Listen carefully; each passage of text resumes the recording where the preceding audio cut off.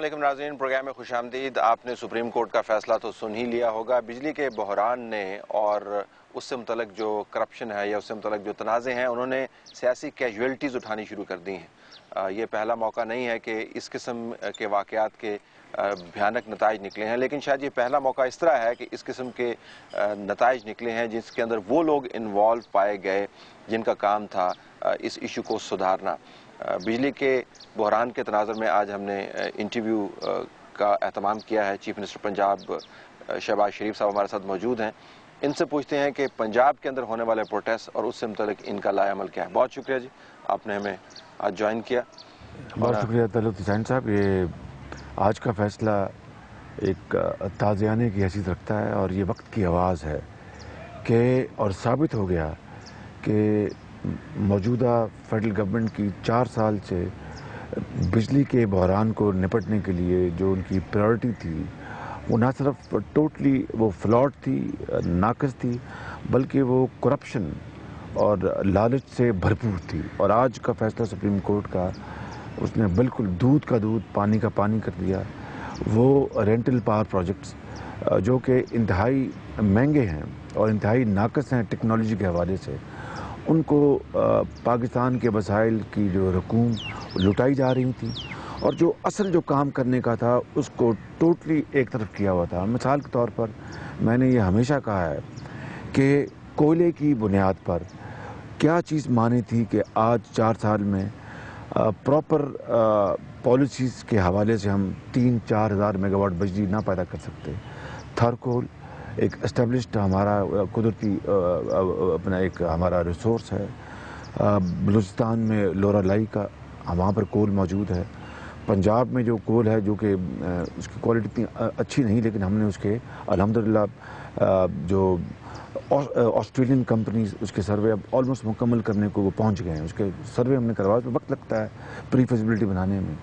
اسی طریقے سے جو بگاس بیسڈ 75 شوگر مل ہیں پاکستان میں کہتا ہوں کہ آنن فانن 1 1.5 2 2.5 سال میں 2000 میگا واٹ بجلی پیدا کرنا اور کلین فیول، ان دونوں مدوں میں اربوں ڈالر کی آپ کی امپورٹ جو ہے وہ بچ جاتی تیل کی، جو کہ انتہائی مہنگا ہے۔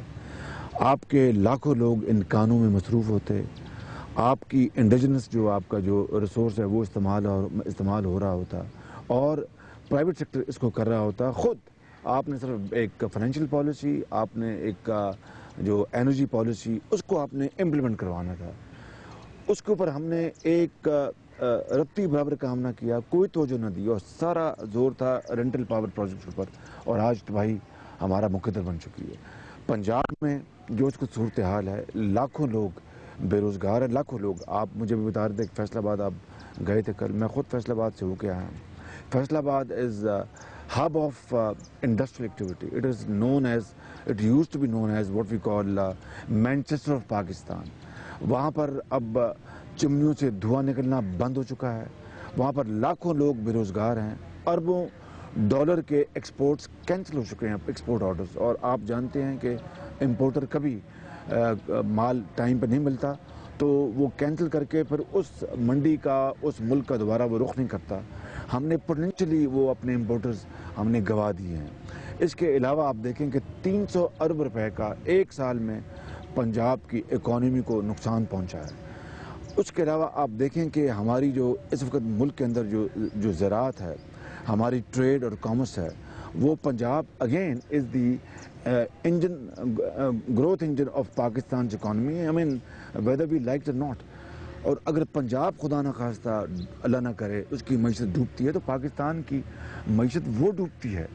یہ ہیں وہ، میں سمجھتا ہوں کہ بڑے بڑے جو خطرات کے لمحے، جس کا اگر میں نے آج بھی حل نہ ڈھونڈا تو پھر تباہی ہمارا مقدر ہے۔ یہ آپ نے جتنا منظرنامہ پیش کیا اس پہ تو بالکل جو بھی اب آواز اٹھ رہی ہے پاکستان بھر سے وہ اسی کو ایکو کر رہی ہے، لیکن بنیادی جو پرابلم اب ہمیں نظر آ رہا ہے وہ یہ کہ آپ کی پارٹی کے حوالے سے، پنجاب کے حوالے سے لگتا یوں ہے کہ جب تک یہ آواز لوگوں کی طرف سے نہیں اٹھی، آپ کی قیادت نے بھی پنجاب کے اندر اس کو ٹیک اپ نہیں کیا۔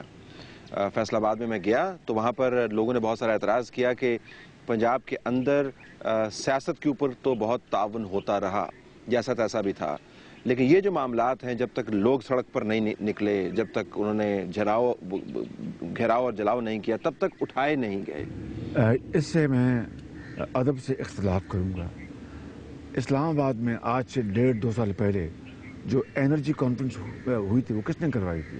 میں نے یہ آواز میں نے اٹھائی تھی۔ میں نے وزیر اعظم کو یہ درخواست کی، زبانی بھی لکھ کے بھی، کہ جناب آپ انرجی کانفرنس کروائیں، یہ اپنا اگلے 2-3 سالوں میں تباہی آ جائے گی۔ وہ انرجی کانفرنس آپ کو یاد ہوگا، 2 دن رات وہاں پر بیٹھے، فیصلے ہوئے۔ پہلا فیصلہ کیا تھا کہ سرکولر ڈیٹ کا ہمیشہ کے لیے فیصلہ کیا جائے۔ یہ تو ایک آن گوئنگ ایک یہ حادثہ ہے، ہر 3 مہینے بعد یہ ایک اژدہا آپ کو پھنکار رہا ہوتا ہے۔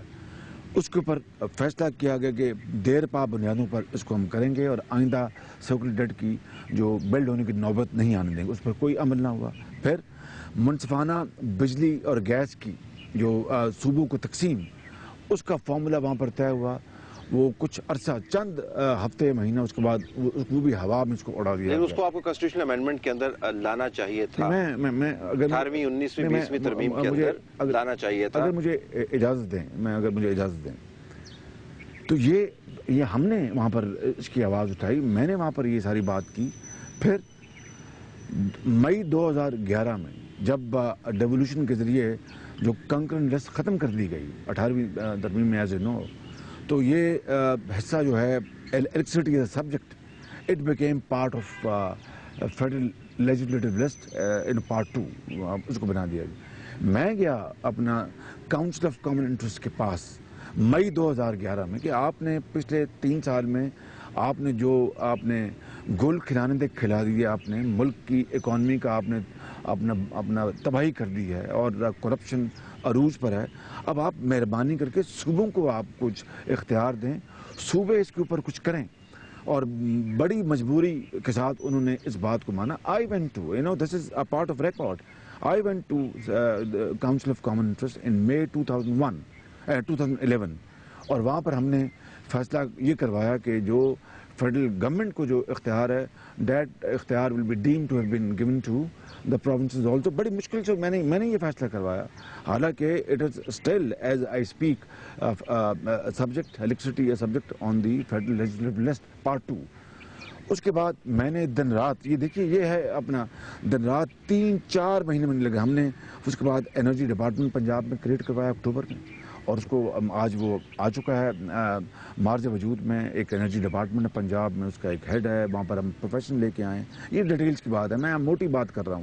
میں نے دن رات 3 مہینے میں نے اپنی پوری ٹیم کے ساتھ، جناب اسحاق ڈار صاحب کے ساتھ، جو پوٹینشیل انویسٹرز ہیں، شوگر مل اونرز ہیں، ان کے ساتھ بیٹھے۔ پنجاب شوگر مل ایسوسیشن کو ہم نے بلایا، ایکسپرٹس کو بلایا، پوری ہم نے 3 مہینے ہم نیٹی گریٹی میں گئے کہ کس طریقے سے ہم اگلے 1.5-2 سالوں میں ہم کوئی پنجاب میں 1000-1500 میگا واٹ گنے کی جو پھوک جو ہے بغاز سے لے کے آئیں۔ وہ سارا کیا۔ سوال اب دیکھیے کیا ہوا۔ انہوں نے کہا جناب کہ یہ پرچیز کون کرے گا؟ میں نے کہا کہ جی ہم اس کو پرچیز کریں گے۔ جی اپنا گارنٹی، میں نے کہا جی ہم آپ کو پرمیشن گارنٹی، جی ہمیں تو یہ منظور نہیں، سوورن گارنٹی چاہیے ہمیں۔